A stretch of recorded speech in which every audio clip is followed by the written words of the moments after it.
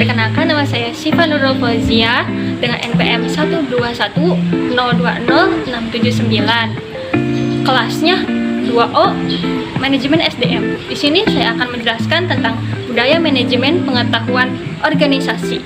Di TM 10 kali ini, mari kita simak. Halo, hai semuanya. Sekarang aku mau ngejelasin nih tentang budaya manajemen pengetahuan organisasi.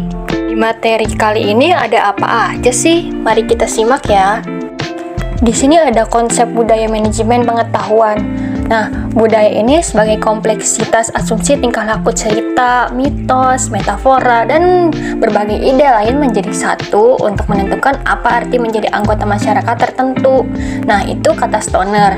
Nah, kalau kata Mulyono, budaya adalah pola semua suasana, material, atau semua perilaku yang sudah diadopsi masyarakat sebagai cara tradisional sebagai pemecahan masalah anggotanya.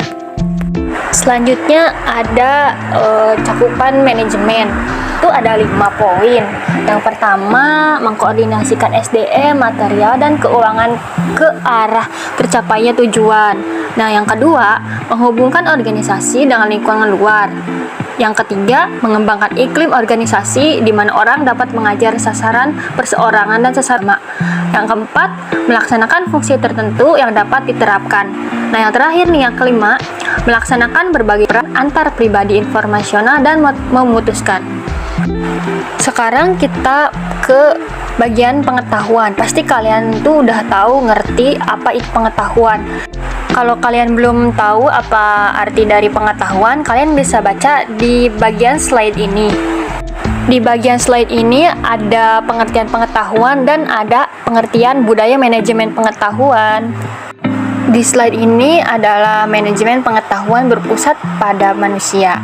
Manusia itu sebagai individu mempunyai perilaku individu dalam organisasi, membawa ke suatu tatanan, kemampuan, kepercayaan pribadi, pengharap, kebutuhan, dan pengalaman masa lalunya. Perilaku individu ini dalam organisasi menawarkan tantangan dan kesempatan bagi manajer, membantu dan memperbaiki kualitas individu dengan menunjukkan manajer bagaimana memberi kuasa orang-orangnya merancang melakukan perubahan dalam organisasi. Saat ini kita berada di budaya sharing pengetahuan.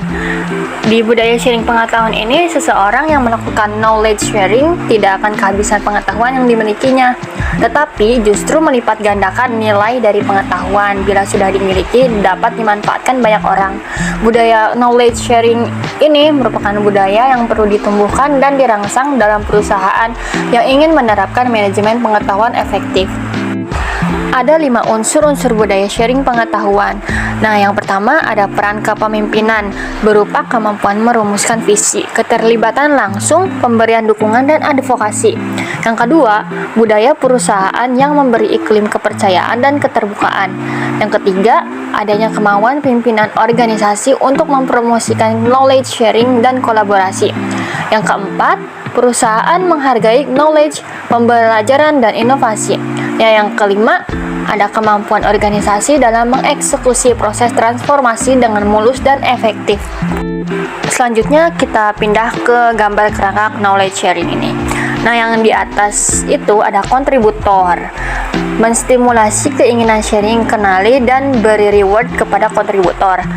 Yang di bawahnya itu ada peserta, stimulasi kenikmatan dalam mempelajari pengetahuan dan pengalaman orang lain.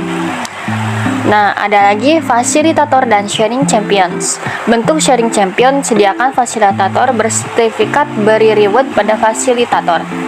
Selanjutnya ada media. Sediakan media bervariasi yang sesuai latar belakang peserta. Barusan kita sedang mempelajari tentang konsep budaya, terus cakupan manajemen, terus arti dari pengetahuan, terus manajemen pengetahuan berpusat pada manusia, terus budaya sharing pengetahuan, unsur-unsur budaya. Dan kali ini kita akan menjelaskan tentang peran dan fungsi budaya terhadap manajemen pengetahuan. Yang pertama ada leadership atau kepemimpinan. Yang kedua ada sense of direction atau rasa arah. Yang ketiga ada climate atau iklim. Selanjutnya ada positive teamwork atau kerjasama tim yang positif. Selanjutnya ada value add system atau sistem nilai tambah. Terus ada enabling structure atau struktur yang memungkinkan. Selanjutnya ada appropriate competence atau kompetensi yang sesuai. Nah, yang terakhir ada developed individual atau individu yang dikembangkan. Sekarang kita berada di pembahasan terakhir tentang budaya manajemen pengetahuan organisasi. Bisa kamu lihat, di sini ada 7 variabel yang berpengaruh terhadap kesuksesan organisasi yang terangkum dalam 7S, yaitu pertama struktur, yang kedua sistem, yang ketiga style, terus yang keempat ada staff, yang kelima ada skills, ada keenam ada strategi, dan ketujuh ada shared values. Nah, itulah video materi di TM10 kali ini.